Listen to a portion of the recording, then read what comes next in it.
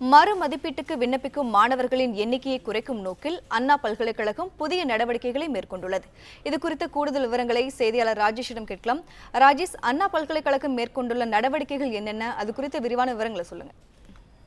வணக்கம் கௌதமி. அண்ணா பல்கலைக்கழகத்தின் கீழ் அஃபிலியேட்டட் காலேஜஸ் என்று சொல்லக்கூடிய இணைப்பு கல்லூரிகள் 471 கல்லூரிகள் தமிழகம் முழுக்க இயங்கி வருகின்றன.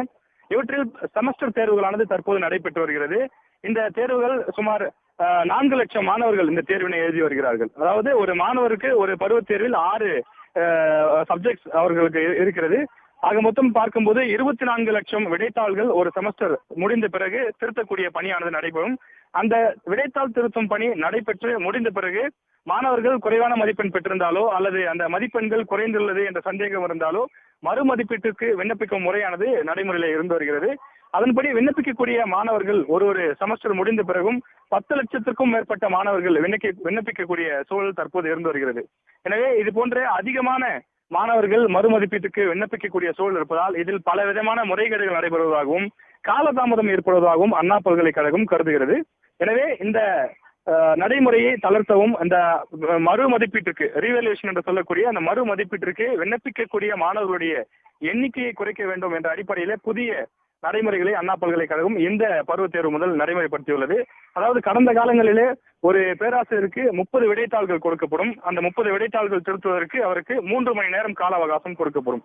ஆனால் வரக்கூடிய இந்த பருவத் தேர்வு முடிவிலிருந்து ஒரு பேராசிரியருக்கு 25 விடைத்தாள்கள் மட்டுமே கொடுக்கப்படும் என்றும் அந்த 25 விடைத்தாள்களை திருத்துவதற்கு அவருக்கு 4 மணி நேரம் வழங்கப்படும் என்றும் தெரிவிக்கப்பட்டிருக்கிறது. அது மட்டுமல்லாமல் இந்த விடைத்தாள்கள் திருத்தும் பணியானது ஒவ்வொரு ஜோன் என்று சொல்வார்கள், அது போன்ற மண்டலமாக நடைபெறும். உதாரணத்திற்கு காஞ்சிபுரம் மண்டலம், திருவள்ளூர் மண்டலம், அதே போல விழுப்புரம் மண்டலம் என மாவட்ட வாரியாக மாவட்டத்தில் இருக்கக்கூடிய கல்லூரிகளை பொறுத்து அங்கு படிக்கக்கூடிய மாணவர்களின் எண்ணிக்கையை பொறுத்து இந்த மண்டலங்களானது அமைக்கப்படும்.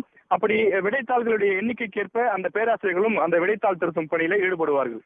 அப்படி ஈடுபடக்கூடிய பேராசிரியர்களுக்கு கண்காணிப்பாளராக சேர்மேன் என்று சொல்லுவார்கள். அவர்தான் அந்த ஜோனிலே திருத்தக்கூடிய அனைத்து விடைத்தாள்களுக்கும் பொறுப்பானவராக இருப்பார். அவருடைய இறுதி முடிவின்படிதான் அந்த விடைத்தாள் திருத்தும் பணியானது இறுதி செய்யப்படும். இனி வரும் காலகட்டங்களில் ஒரு சேர்மன் மட்டும் இல்லாமல் அவரோடு இணைந்து வைஸ் சேர்மன் என்று சொல்லக்கூடிய மற்றொரு அதிகாரியும் நியமிக்கப்பட்டு இந்த விடைத்தாள்கள் மறுமதிப்பீடு செய்யக்கூடிய இந்த பணியானது மிக நுட்பமாக மிக சரியாக நடைபெறும் என்றும் சொல்லப்பட்டிருக்கிறது. முக்கியமாக ஒரு வருடத்திற்கு 10 லட்சத்துக்கும் மேற்பட்ட, அதாவது ஒரு செமஸ்டர் முடிவிலே 10 லட்சத்திற்கும் மேற்பட்ட மாணவர்கள் இந்த ரீவேல்யூஷனுக்கு விண்ணப்பிக்கக்கூடிய சூழல் இருப்பதால் அது இருக்கக்கூடிய சிக்கல்களை களைய வேண்டும் என்பதுதான் இந்த புதிய நடைமுறை நோக்கமாக இருக்கிறது. எனவே வரக்கூடிய காலகட்டங்களில் இந்த அண்ணா பல்கலைக்கழகத்தின் கீழ் இயங்கக்கூடிய இந்த பொறியியல் கல்லூரிகளில் மறுமதிப்பீட்டு முறையில் புது முறையானது அமல்படுத்தப்பட இருக்கிறது.